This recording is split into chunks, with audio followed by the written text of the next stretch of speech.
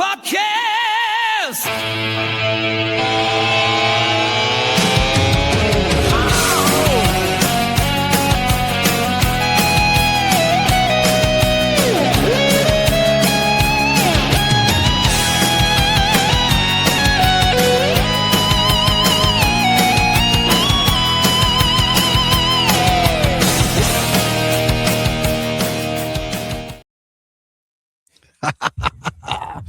Welcome back to the Not Number podcast off the back of a very unexpected derby win, Ben, but a very happy one.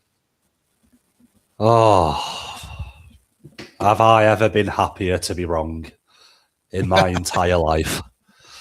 You know, sometimes you just have to say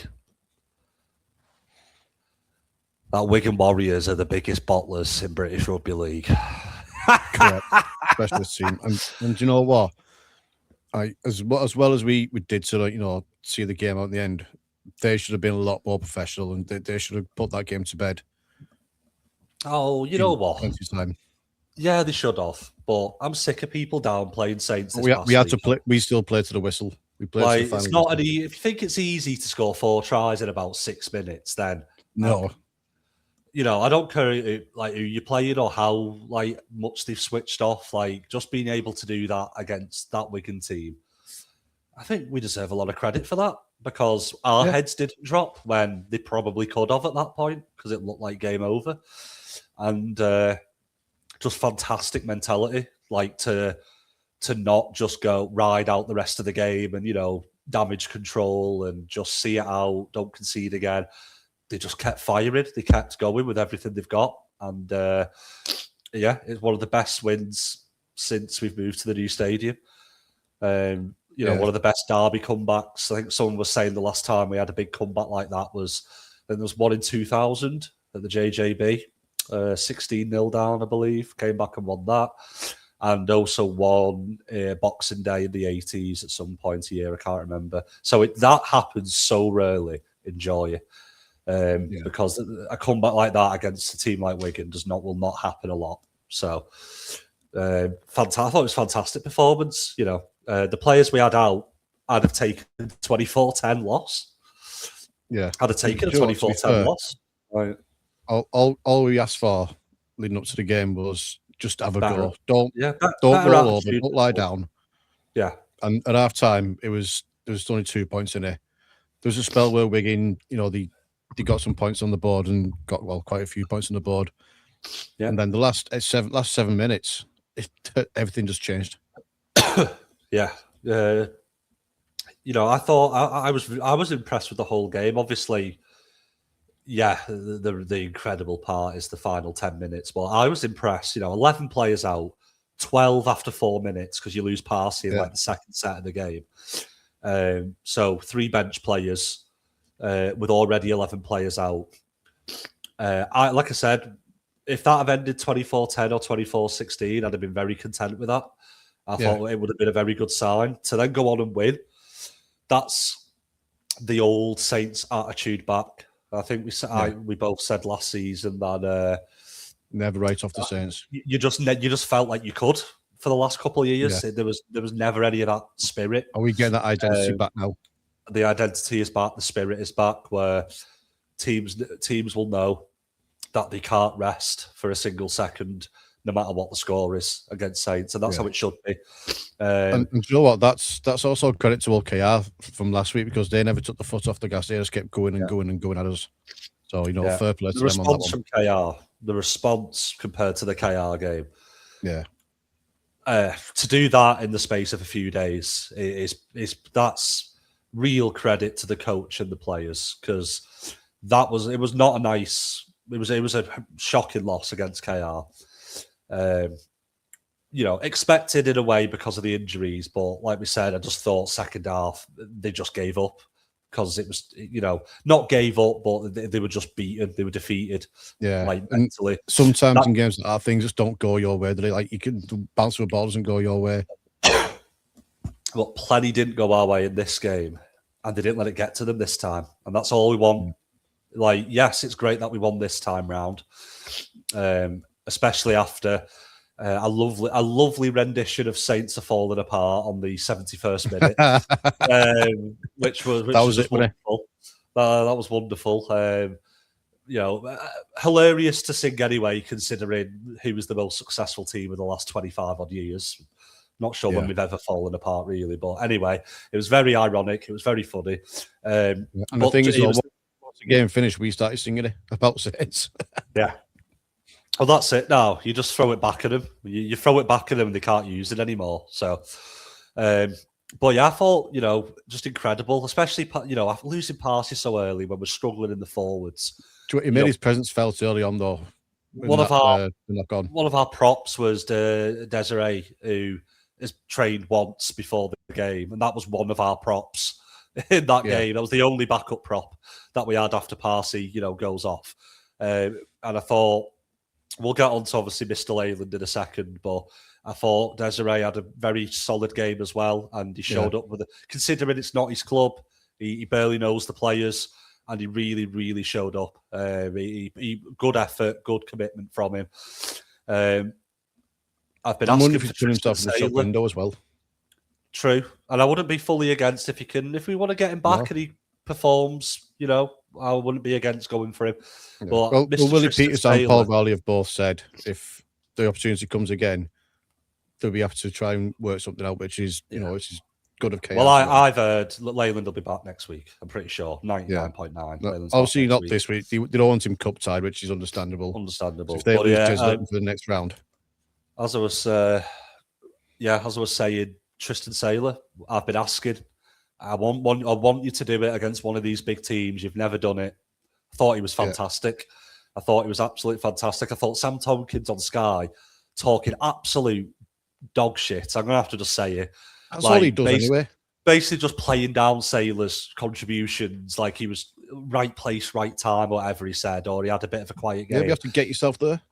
I'm sorry. Watch that game back. He's got a part in so much that goes well in that game. He's part of so much of it.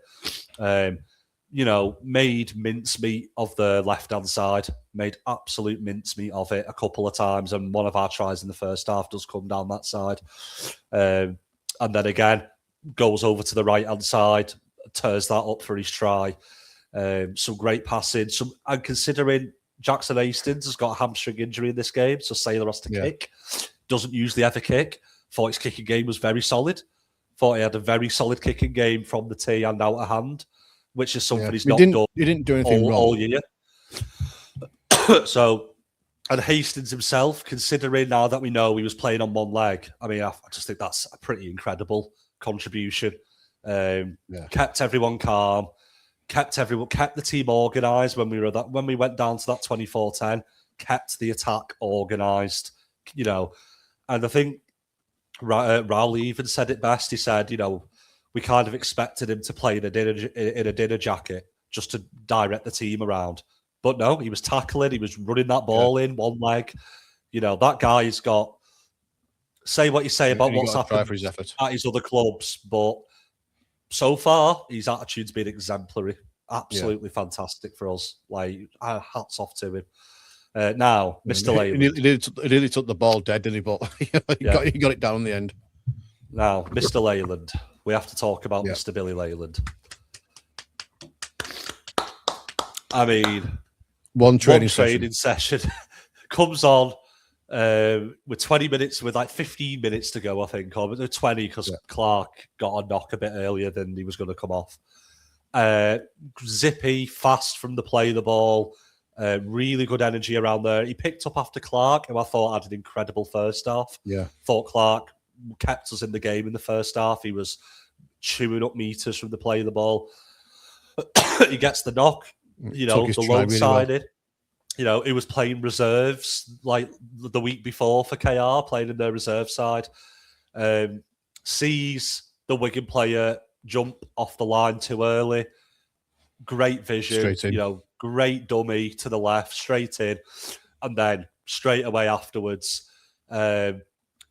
just that image of poor little tiny Jay Field flailing like a little T-Rex with his little T-Rex arms trying to catch the ball. And Leyland just jumps over him and sorts it out. And, and I feel, I feel really, as well as just as a Saints fan because he's playing for Saints, fair play to him because he's had a shocker of a few years. His injuries, you know, he was back up at KR in 23, kept getting injured. Whenever he did manage to play, you know, he never looked fully fit. Some poor performances, drops to the reserves. They've got Lawton in, who's now the second hooker. He's like third, fourth choice hooker. So he's had, you know, after being highly rated a few years ago when he came through at KR, after they got him from, I think London they got him from, didn't they? Yeah, he came through London Academy, yeah. You know, fair play to him. That must have been a sense of relief for him. He must have felt like 10, 20 feet tall because he's had it tough. So very made up for him. Glad he did it for us. And also... Yeah. Hey, listen. As we all do it, we chant things at the Wigan players. They were chanting at our players and rubbing it into our players' faces for 60 minutes. If you can give it, you have to accept. You're going to take our grow back. You're going to have to accept it. My favourite part was Tristan Saylor just doing like a wave goodbye. I don't know if he saw somebody he knew in the crowd. He was like, hey. Yeah. But Jackson was on it as well. When he was really giving it to him. Yeah, well, he was getting stick. He must have had some grease. Yeah, obviously ex-Wigan player. He was getting stick all game off them. A couple of my mates who sat near the Wigan fans said there was a lot going at Jackson Hastings in that game. Yeah. So you know what? Fair play. He's allowed to give a bit back. I don't something, is he? Yeah. So in general as well, it was an amazing game. You know, it's the best and biggest derby in club rugby league, not just in England, because they don't get it in Australia. They don't get rivalries properly. You know, like that Sydney derby where they're all sat next to each other and laughing, and they don't get rivalry in Australia. This is the biggest club rivalry in the world of rugby league, bar none. And it's the most entertaining time and time again. After the snooze fest, that was the whole derby, which it usually is. You know, some proper derby rugby league. It's okay. No Hull fans listen to this podcast, so it's fine. I'll get away with that one. Well, he's going to have to accept that his derby is the curtain raiser derby, which is why you play first every single Good Friday. So, I mean, it could be worse. It could be worse. You could be Castle Wakefield, who don't even play on Good Friday. Like their game's not even big enough to make a Good Friday. It's not even big enough to make Saturday. They have to play on the Sunday. The Wakey Cats one. Yeah. But yeah, overall incredible game. Amazing, best win. I mean, it's obviously we had the record against the top four, you know, traditional top four of the last 2-3 years. We broke that record against Lee, but we also had a horrible record just against Wigan in general the last couple of years. So that's now finally gone too. So a lot of monkeys off the bat. Without a sending off. Without a sending off, without controversy, without drama, apart from obviously the sporting drama of the comeback. Great to see the passion in the coaching box, I thought, as well. Like, I hate when you get these coaches and they have to act like they're dead cool by not reacting. You know, like Wayne Bennett or Craig Bellamy, where they just, you know, just come on, it's your team. Show some passion. You saw Rolling Lee Breers when Bill Allen caught that. Wayward bounce. Lee Breers, just absolutely screaming in Paul Rowley's ear. He's probably deaf at the moment. It's like the video I made with the Titanic song. I mean, it just makes it, his face makes it perfect. Yeah, it's absolutely brilliant. So and I think we just needed that. You know, I think, you know, there was a group of, like I said, a few weeks before we had the Percy stuff going on in the fan base, and there's still, you know, certain people who can't let go of Wellens, you know, being sacked and things like that. And it just kind of felt like that was a game that really now brings us together to move forward into this new era. Yeah. It kind of felt like a big chapter, a big moment. I think Rowley's more accepted now after that win. Yeah, I think it's a big milestone, that one, a really big milestone. It really feels like we're on the right track again now. I'm sure there's going to be more tough times ahead because we picked up 2 more injuries in the game. Although we are getting we have got a couple back this week, but we're no better off. We're no better off because we also lost Parsi and Wright. So yeah, and obviously we don't get the loan players this week. So technically we're 2 down from last week. Yeah, because we don't get our loan players back as well. True, props are coming back in, which is what we desperately need. Yeah. But yeah, just not much more to say. It was best atmosphere. The best Good Friday. There's been good Friday atmospheres there. There's been 2 or 3 good ones. That was the best one. That was the best atmosphere by far. Yeah, it was more of a like, how the fuck did we do that? How have we won that? Yeah, is everyone's. And David, I think I should a little shout out to David Clemmer as well, playing 80 minutes, which is not his game. He is not an 80-minute prop by any stretch of the imagination. And you know what? Iggy got hurt and he put his hand up. He showed toughness, commitment, and he said, you know what? I'm going to be fucked, but I'm staying on. No problem. I'll do it. Didn't know, got on with it. Yeah, I love what Rowley said about he won't be walking tomorrow, so I might rest him. So because that is at this stage of his career, he absolutely shouldn't be doing 80 minutes. But you know what? That's the sacrifice you make as a sportsman, as a pro rugby player. And made the most meters out of any forwards on the pitch. Thought he was incredible. Really great shift from him. Yeah, and also in the last try, he was the quickest one to the barrier where the Wigan fans were. Yes. I've never seen him move so quick. He was. Yeah, him and Lewis Murphy giving it the shush as well. So yes, love that. It just feels good, doesn't it? It feels very good. Always feels good beating Wigan, but beating them on a Good Friday at home. Yeah, that's a very good one. Only one thing better: beating them away on Good Friday. Yeah, away is fun, but I do prefer home because you just go straight to the pub. If you're in St. Helens, you just go out the stadium immediately to the pub. But could go on, could just speak for an hour about how amazing everyone was. But the best win in a long time. Yeah, well, part of that one open. We've got the Small Matter for Challenge Cup quarter final this week. As we mentioned before, we've lost Wright and Parsi, but we've got Lomax, Feld, Walmsley, Whitby, and Delaney named in the squad, which is going to be a massive boost. I think Lomax might go to that the 14. Yeah, I think so. Right thing to go. Basically, go anywhere where he's needed. Two props coming back in, which is under. Yeah. I think Whitby might come in, give Jackson a rest with his hamstring. Possibly, but or at least come on later on. Yeah, it is a knockout game, isn't it? So I think you'd rather he miss a league game than miss a cup game at this point in the season. So I don't know. See how it gets on. He might come on if it's looking good. Then he might come off for the last 20. Yeah, I think so. I think maybe, hopefully, if we get a good result, then maybe he can come off at the end. But it's just a bit frustrating because we get those few players back, but then we've technically lost 4 players because we lost the 2 lone players in Righty and Iggy. So it's just like, it's like one step forward, one step back. Every single time. It's just frustrating at the moment, isn't it? Yeah. Well, I'll get the squad up now and have a proper look at it, which I should have done before, but I'm a dickhead. Oh, it's all right. I've got it.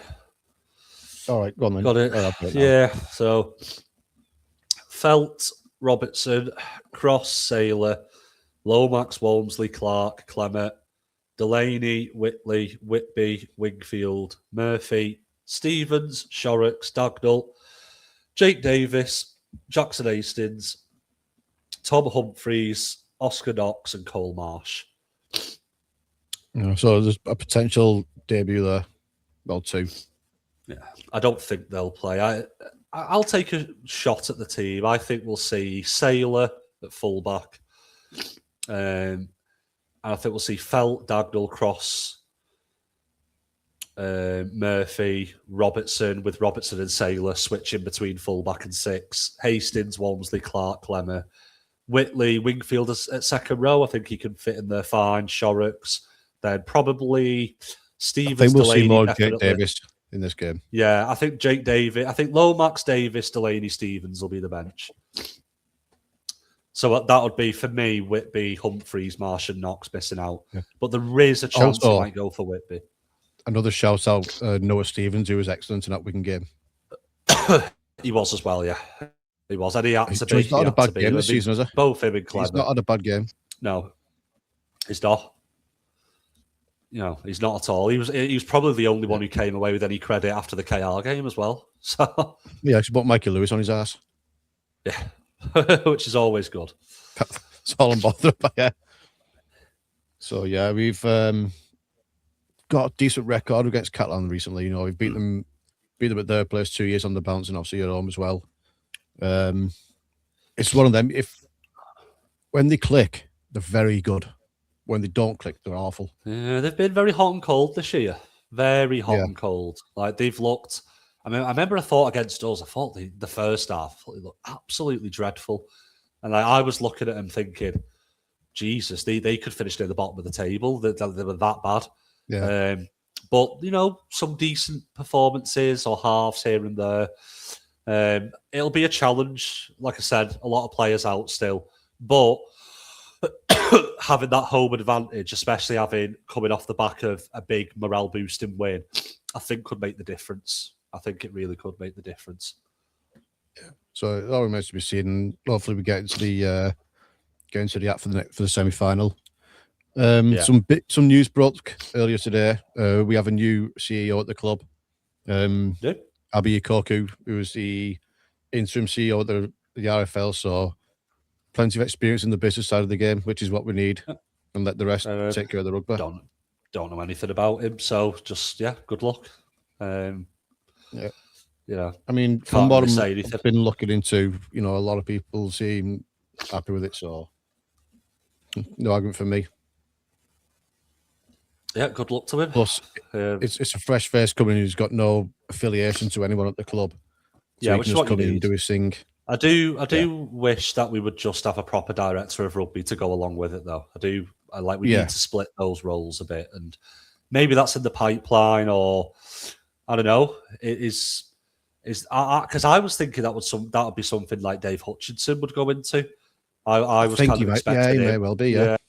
I was kind of expecting, or maybe he's going to do like a director of rugby style role as part of his job he does already. We don't know a lot. They do. Saints do keep the cards close to the chest about how things are ran. This wasn't even leaked by any journalist. Like no one knew this was happening with the Koku. So we do keep our cards close to our chest on how the club is ran.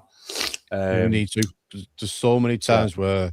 Like the personal thing that got leaked out and it turned out to be bollocks in the end. It was only a few years. I think it was only like in the last 15 years that people discovered Mike Coleman and his contributions, because he's never actually I don't think he's ever actually appeared publicly. Quiet, doesn't he? Yeah. So, which I kind of like that. I don't like some other clubs in the league without naming names. Like it's like an ongoing circus. One that have a particular animal's print all over the shirt. Yeah, it's like an ongoing circus a lot of the time. It's whether you like it or don't like it. I just think in general, I like how we go about our business, and they have shown some positive moves as well in the last year. So, hopefully this is positive anyway. So, maybe it is Mr. Coleman realizing that changes are needed. Yeah, and he's standing at the top. Absolutely. Oh. Some good news. The women kicked off their season the weekend. A tight first half, but end up running away with it in the end. Yeah, really good performance. A great way to start the season. On paper, it didn't look like it would be the easiest game, but they look like from watching back on Saints TV. They look very fit. Like they look sharp. They look, considering it's like it's the first game and it's a group stage of the Challenge Cup kind of thing. There was like very surprisingly little rustiness there, and I actually think we might be a better team this year. I know it's only very early days, but I just saw very good signs in that with just the intensity they managed to play with. And big shout out Leah Burke. Yep, good to have Two Leah back. horrendous years. Had one awful injury, came back, got a second awful injury. Both ACLs, weren't they? Both ACLs, and then goes ahead and has an incredible game on the weekend. So hopefully she can carry that on, because she's probably the best winger. Going to try. She's probably the best winger in Women's Super League when she's fully fit to play. So yeah, hopefully she has no more setbacks, and a nice positive start. So looking forward to the chance to get to see them at the stadium sooner rather than later. Yeah. So let's go through the scores. Katie Mottershed scored 1. Shauna Hoyle Holdsworth, we call her now. She's got married, God love her. Got a hat trick. Yeah. Vicky Whitfield got a couple. We mentioned Leah scored, and Liv Leach on a debut, getting a debut try, which is great for her. Yeah, well done. That's really big. And do you know what? I actually watched a video that Emily Rudge put up, and it was like mad questions, and one of them was to Craig, the coach, was Craig Richards, was who are you going to keep an eye on in the game? And he went, Liv Leach, and she's going to score. He absolutely nailed it. So nailed it. There you go. I might have to get the lottery numbers off Craig Richards. Yeah, I wouldn't mind. Yeah, I do like Craig. I think he's excellent, to be honest. So I think he's doing great work there. Great work. Yeah, I like how he sort of gets involved with the antics, but at the same time, he's like, "Will you lot behave yourselves?" Yeah, but we all know there's a lot of antics. TikTok but it's videos. Good team spirit, though, isn't it? It's good team spirit. It is, yeah, it is. It keeps us all together. Sometimes I'm a bit of a grumpy arse, and I think, this is a competitive sport at the end of the day. Just calm it down a little bit. But, with a certain player who likes to, vlog their entire day, every day. All respect to her. Careful what you're saying. All respect to her, because they are funny. I will admit, they are very funny, some of them. No, I'm joking. Yeah. It's when I'm being grumpy when they're losing. They do seem to just have a really good team spirit, and I think that is just really key. And I think it's why they've been so dominant. Obviously, last year was like the only year that they haven't won a trophy, which is a setback. But we did see huge signs of improvement come the end of the season, and they were very unlucky not to win a trophy. I think they've made some good additions to the academy. Paige Travis is back, looking like a better player. Paige really good. After it's going to be invaluable playing with like the level that the women play at in the WNRL. So I think that's a better version of Paige. So hopefully we can, carry this on and stop Wigan doing a clean sweep. Yeah. I do want to go into this briefly because it's just the maddest story that's come out in about the last 100 years. Hull FC offering Nathan Cleary $1 million a year for 4 years. Really? I mean, fair play. That's ambition. Yeah. That's ambition. You can't say that is not ambition. That's more ambition than anyone in Super League's ever showed when it comes to signing players. Yeah. That's impressive. I'll give him that. But that's ridiculous amount of money on one player. Yeah. Well, it'd be a marquee player, wouldn't it? So they'd have him as a marquee player. So true. Yeah, they do knock some off. And I'm guessing it would. Yeah. So it wouldn't go. Not most of that wouldn't go on the cap anyway. Which it's. I think Bevan French, he's not on $1 million, but I'm sure he's on like over 500k, way over that at this point, Bevan French, and he's a marquee. I think it's an interesting one. It's we've never really had for a long time, and like an in-form starting NRL player who's like a star ever joined Super League. It's always the other way around, or it's always people who've got in trouble. Because he got in trouble. He would never have come to Super League otherwise. And this would be it's probably the last one. Yeah, end of his career, to be fair. But I guess that's the closest. Was it Matthew Johns or Andrew Johns that came? That's the closest one. Andrew Johns, and that was a loan as well. So this would be this would be a milestone. This would be a first in Super League history. I don't think he'll go for it. I think he's more likely to go to Union, Cleary. Because I know he has said he doesn't want to play against against his dad now. He says he will not play against Penrith. His agent apparently has made that clear. So his only options, if he wants to go for the big bucks, are Super League or the European Rugby Union teams. Are probably the only ones that could match that money. And even though going down the ship on at the minute. And then you've also have the kind of interested factor of his girlfriend playing in England football. Man City, which might make it's like a perfect storm of things that come together that make the unlikely possible. Now, apparently, he got rejected in Jan. This was back in January. Apparently, they did reject it at the time. But if he doesn't re-sign with Penrith and he's out of contract in November, or he's down to his last year, whatever it is in November. I think it's November. He can start talking. He could change his mind. Because I think he only rejected it because he's a committed, loyal Penrith player under contract. I think if he doesn't agree a deal, then I actually think I could see it happening. And I would rather he go to Hull than Wigan, because I already know Wigan would be in there with a billionaire. They'd offer him the money as well, which would be just... I wouldn't be surprised if Warrington going for him as well. I think Warrington would. I think quite a few teams would be willing as a one-off to spend a lot more than they usually would just for this opportunity to sign like a superstar, basically. And I think it would be incredible to see him play in Super League, to be fair. Maybe if they want to do a swap deal, we'll give him Jackson Hastings. They can have Jackson Hastings. And we'll have... I love Jackson, but bloody hell, come on. And we'll have Nathan Cleary. We'll have Nathan Cleary. We'll send him Wellesby. Yeah, go on.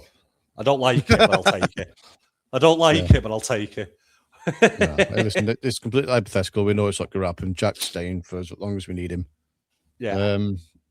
Right. Big news. Vlandis and Abdor coming over to London to apparently finalise a deal, or at least try and get to that point. What do you reckon? Yeah. To be fair, I don't really know anything about him. I don't know anything about him at all. So I think they're just like the top fellas in the NRL, aren't they? They're going over to try and sort things out. Yeah. So I don't know. Doesn't seem to be much like. I was looking this up before the podcast, and it just says that just to go into chat. So don't know what they're chatting about. Don't know what the deal is. Don't know anything. So just have to wait and see what comes of that one. But any interest from them in Super League is always a good thing. So I'm sure it's going to be positive. I'm sure it'll be a positive thing if it does go through.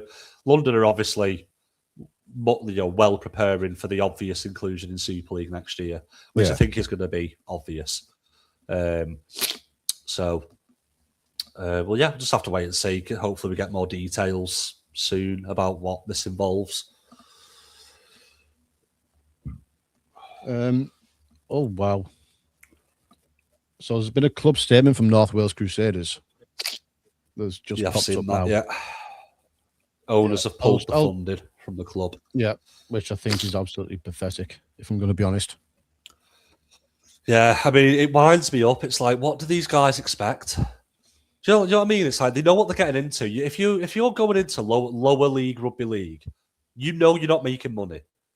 That has to be a passion thing. It has to be something you're willing to lose money on. Sorry, that's the brutal fact of most sport, is that most clubs don't make money. A lot of Premier League clubs run massive debts every year.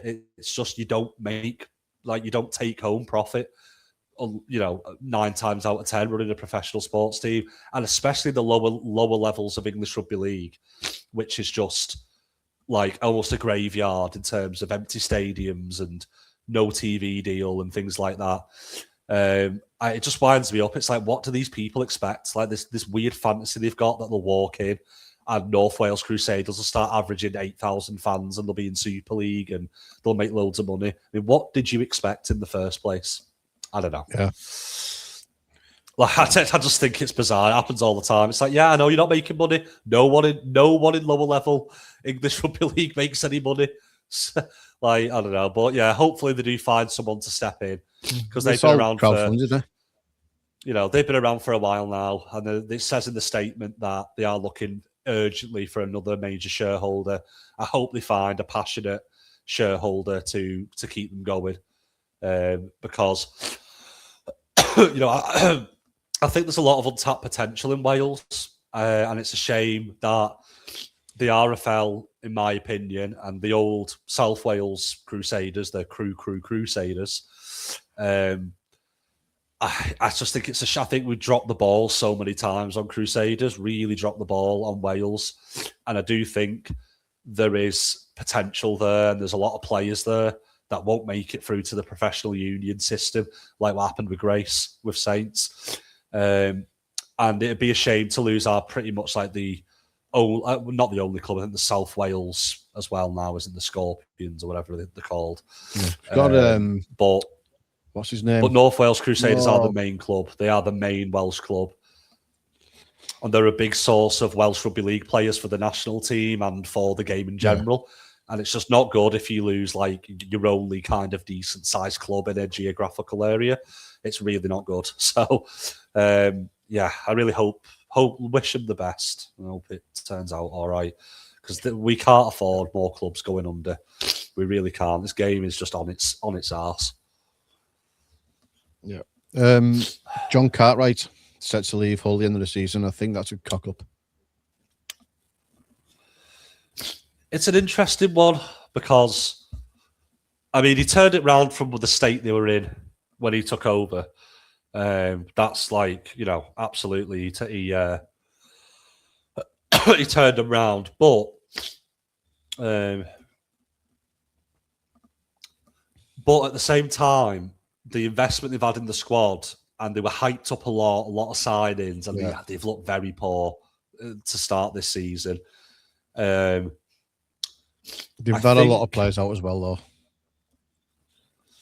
I know, but I just don't think it's been good enough from them. And I think from what I've seen of Hull fans, their attitude seems to be, he took us from rock bottom, he turned us round, but we need somebody else to move forward now. Kind of like, the situation I can think of is when Brian Noble turned Wigan around, and then Maguire came in to take him to that next level. That seems to be, from what I've read on Twitter anyway, what most Hull FC fans think.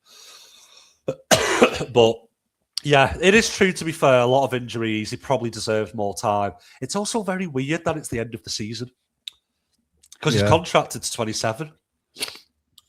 So you still have to pay him off. So you're going to pay him off. Well, apparently I read something. There was an article yesterday. There was an article yesterday afternoon where apparently he's going to just be gone soon for good because the players were not happy with the decision and refused to train on the day it was announced. So, all not well at the Hull FC club. And the players refused to train on the day it was announced, like he was leaving at the end of the season. Players apparently want him to stay. Players apparently really like him. And this kickoff has kind of apparently led to a scenario where it looks like, according to Love Rugby League, which is a big asterisk, apparently John Cartwright might be gone sooner than the end of the season now, because it's just created a really tense atmosphere apparently at the club, and there's a lot of bitchiness and infighting going on. So I think it's time for that. I think it's probably best for them that he just goes now. I don't understand if he's got another year left in his contract. Why would you announce that you're sacking him at the end of the season when the season just started? It's just really weird. I just think for the atmosphere at the club and the players, and just you can't work on that. You can't. I don't know. I just think that's bizarre, really bizarre from Hull FC. He has been a bit hard done to, but at the very least, if you think they need someone else in, which I can understand the point of view, I'd just get rid of him now. I'd just get a new coach. I just don't understand. Really don't understand the way they've gone about it. It is weird. It is a very odd situation, and it is a shame. She seems like a good bloke, Cartwright, anyway. Yeah, he's done a good job. Part that up. The Women's Nines Festival's taking place on the 2nd of May at Edgell University. Might try and go down to that. Yeah, and what date's that? Saturday, the 2nd of May. If it is Saturday, the 2nd of May. Very good. Yes, Yeah, I'll have not. we There's not been able we to play go York to that on yet. the day before, so it's not clashing. There you go. Yeah, I've always been meaning to try and get down there, and because they've done Yeah. it for a few years, I think I've not been able to. Yeah. So It looks like a good day out, doesn't it? From what I've heard, I've spoken to one person who's been. Apparently, it's a very good day out. So might be worth maybe some live in that number podcast at the festival. Maybe, who knows? Who knows? Just saying, who knows? So all ideas in it. It's all ideas. Oh, aye. But yeah, apparently it's very fun. So yeah, definitely try and get down to that. The Saints wheelchair team are in action at the weekend as well. Part of the Force tournament. Can't remember who else is involved in it. But yeah, that's happening at John Moores University in Liverpool. So if you can get down to that, even better, because we know how good that wheelchair rugby is. Yes, yeah, it's excellent. If you've not been, get to Wheelchair Rugby League immediately. It's very good. Immediately. Immediately, go and find a game right now and go. Yeah. So, right. Is there anything else for you going to predictions? I mean, these are just cool ones, so they're just messing about. Just briefly mentioning the Hull FC thing again. Steve McNamara is apparently the new coach of next season. Which it's a good shout. I'm mixed on Steve McNamara. I've always been mixed on him. He had some success at Catalan, but I felt like he could have done more there, and I felt like with a more attacking-minded coach of that group of players, they could have won a grand final. But he's obviously not a terrible coach. But would he be any better than Cartwright? If all this is true, I don't think he will. I don't think he would be any better than Cartwright, to be honest. Yeah, but if it's all true, it makes you wonder what's going on at Warrington, because it's no coincidence that they're playing like they are since he's come in as assistant. Yeah. Well, you know what? It's always been an odd one because he's been a head coach for almost 20 odd years now. Yeah. Like, it's just bizarre that he went back to being an assistant at Warrington. So I think he was always looking. Give him a job, did he? Yeah, I think it was always I need a job until I find a new head coach role. So I'm not surprised that he's jumped back in. But obviously a legend of Hull FC as well. Over 100 appearances for them. So maybe it will be a good fit. I don't know. He's more known for his time at Bradford, though, isn't he? Yeah, he is, but I would say equally. To be fair, I think he left a good impression. I know him more for his time at Bradford, probably because we played him in that many finals, and he lost all of them. Yeah. Oh, Ben's corrupted today. Oh, I am. Oh well. All right then. So I am. Game 1 tomorrow. Time recording tomorrow, which will be Friday. Saints Catalan. I see us winning it. I'll go Saints. It might be a score or two in it, but I think we'll win. Confidence. Yeah, I don't think we'll go all out with it, but we'll do enough. KR York. Now, if you're gonna. The difference here is KR were out of sorts in the first few weeks. Now it looks like they're firing, so York have lost players. Yeah, and York look like they're running out of steam a little bit as well. Yeah. So I see KR running away with that. I would say KR. Yeah, I see KR running away with that one, to be honest. Next 2 games, I'm putting my neck out. I'm going to say Lee beat Warrington. I'll go Warrington. I think they're just only because I think Lee are due a win. A big win. They are, to be fair, but I just don't think it's going to come against Warrington. That's true. Well, they did lose the other last week. Well, a week before Warrington. So yeah, I think we'll agree on this one. I'm going Wakefield to beat Wigan, just from where the trajectory is of both teams. I go Wigan because I don't see Wigan losing 3 games in a row. When do Wigan lose 3 games in a row? Strangest things have happened. When do we come back from 14 points down to beat Wigan? True, but I don't see it. I don't see Wakefield winning that one. No. I think Wigan will be very fired up. Like I said, they do not lose. Yeah, like you said, it's out there. They do not lose 2 games in a row, so they'll be hurting. They'll be a wounded animal, and I think they'll be very angry and fired up. And yeah, I can see. I see Wigan actually winning. Too fired up by a few scores. You can be. You absolutely can be, but I think Matty Pete will get him in the right frame of mind. So, yeah. Do you know what? I've just remembered what I was going to go into earlier. Brad O'Neill, the spitting allegation. Now we've seen on the video that he looks like he's spitting. By the way, he's moving his mouth. Looks pretty obvious to me. Move. Obviously, it's not cut and dry, but it's not cut and dry. But Wingfield's not that type of player. When does he ever have drama on the pitch? Yeah. Just gets on with it, doesn't he? Like he's not going to say that for no reason.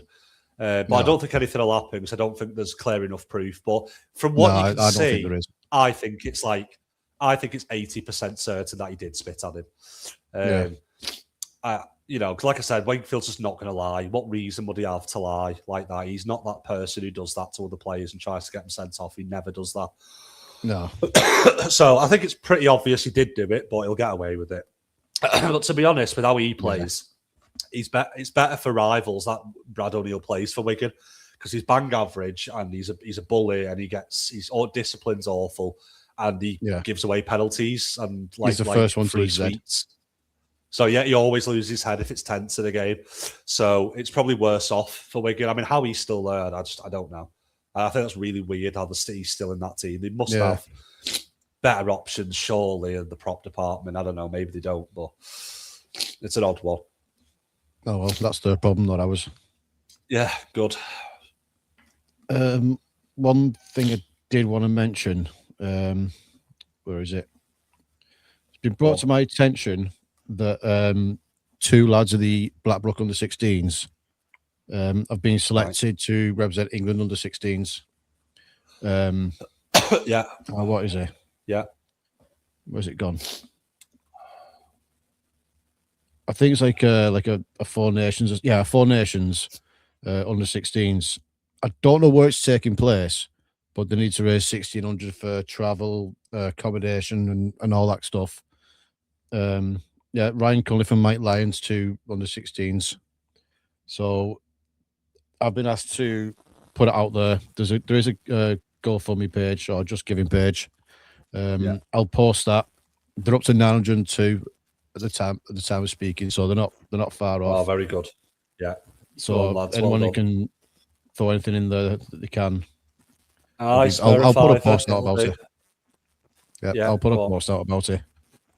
So congratulations to them. So very cool. Yeah, fair play, lads. Fair play. Yeah, I think that wraps it up, doesn't it? I think it does. I think it does. Oh, the women's away kit, they've got another pre-order going on until the 23rd of April. Oh, so you can do that and get them by the end of May, I think.